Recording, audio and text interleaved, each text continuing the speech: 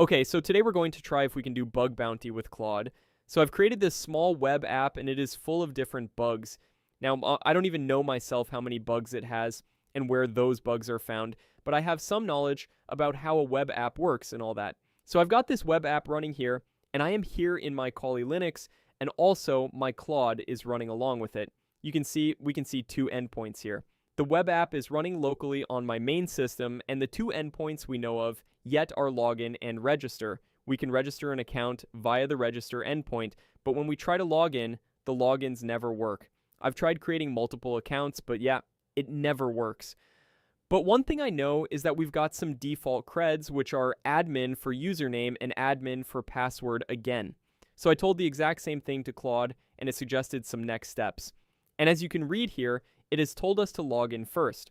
Now we can just directly log in using the default creds, or maybe do some SQL injections. Like, as you can see here, it has suggested some payloads, and maybe we can try to bypass the login screen completely. But yeah, it didn't work, so I just used those default creds to log in. The problem could be in the different hashing method on register or maybe login. Well, there are many other steps here to dig more into that, but we'll just log in for now. And as you can see here, we've got the dashboard, and if I scroll a bit down in our chat, I can see this command to find my endpoints. If you don't know about this, this is basically directory fuzzing with this tool. I personally like to use Buster as it is faster in the case of local web apps or if you're playing capture the flags, but not for real-world usage. But for now, I'll just copy the command from here and try to find more endpoints. Okay, so as you can see here, we found a couple of different endpoints, or maybe you can call them directories over here. What I did was just copy the whole output from there and paste it in my chat with Claude here. In the response, we've got some information. As you can read, the directories which got a 200 response are those which are accessible to everyone, like the login and register endpoints, but the ones with a 302 response code are those which need authentication. So it suggested us to log in first with those default credentials and explore the web app. Now we're already logged in and we landed on the dashboard. There is not a lot of stuff on the dashboard except this search bar where we can search for tasks and projects. And if we look for stuff here in the chat for the search endpoint, we can see we can try a couple of things. And the first one is cross-site scripting, or XSS. So I just copied this command from there and pasted it right into the search box. And here we go. We found our first bug. It's a cross-site scripting bug. Well, it's the reflected one, so it's not that harmful, but it is still a valid bug. Okay, next I tried the other two vulnerabilities as well. The SQL injection payload doesn't work, and server-side template injection didn't work either. But so far we found a bug on the search endpoint. Our next target is the files endpoint. Now there are multiple things we could do with the files endpoint, and as you can read here, we can do a path traversal attack. It is the type of attack which allows the user to read files from the system that the user was never meant to read. So now if I copy this payload from here and paste it in front of our base URL, oh, but the web app is running on a Windows machine, and that directory doesn't exist on Windows, so it is always going to return an error. But we do have some files on Windows as well, so I just add this path to the name parameter. As you can see, we've got a local file inclusion bug, and it is our second bug. Now, it's not just a small vulnerability either. If it is found in actual web apps, hackers would be able to read files from the system. And even if this vulnerability is found in a Linux web app, it's even more dangerous because people can potentially get remote code execution with it. Okay, so we still have two more endpoints left here, and both of them are probably going to have the insecure direct object reference vulnerability, but for that we need to have access to different users and also multiple tasks created by different users, so we can't do it yet. But I'm pretty sure the web app still has a few more bugs, and some of them are also going to give us remote code execution. So I ran Buster on the URL this time, because we want a fast deep directory scan. Additionally, it is recursive, so maybe it's going to find more endpoints.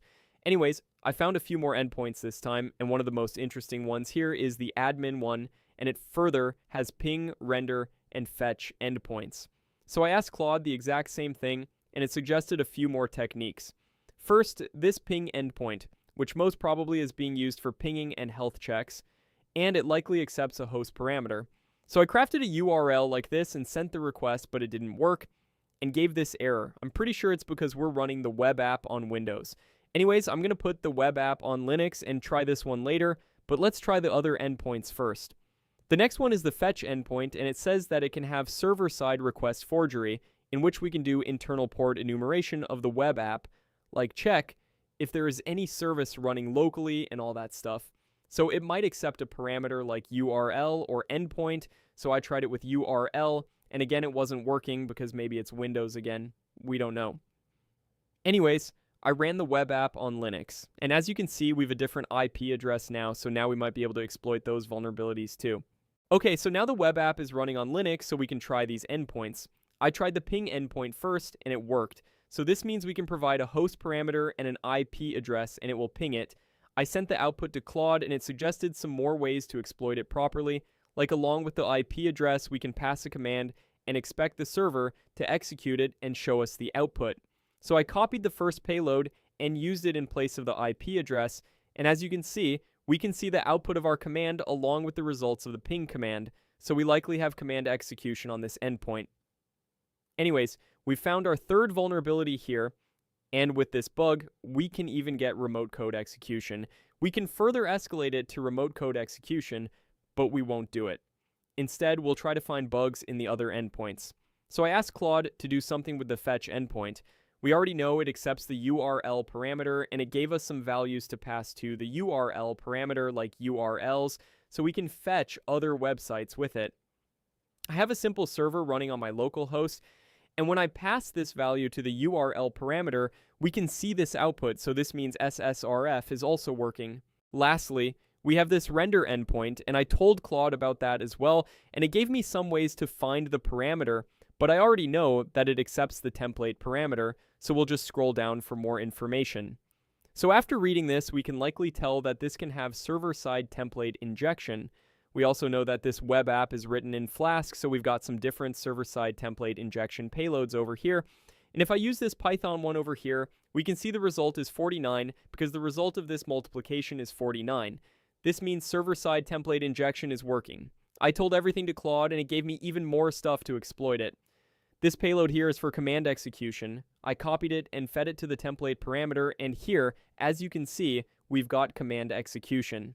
Now from here, we can easily get remote code execution, but again, we won't do it. We might end the video here because it has already been quite long, but I'll make a second part of this video finding more vulnerabilities in the same web app, so stay tuned.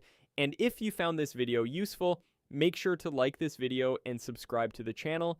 And if you want to support the channel, maybe check out the first link in the description.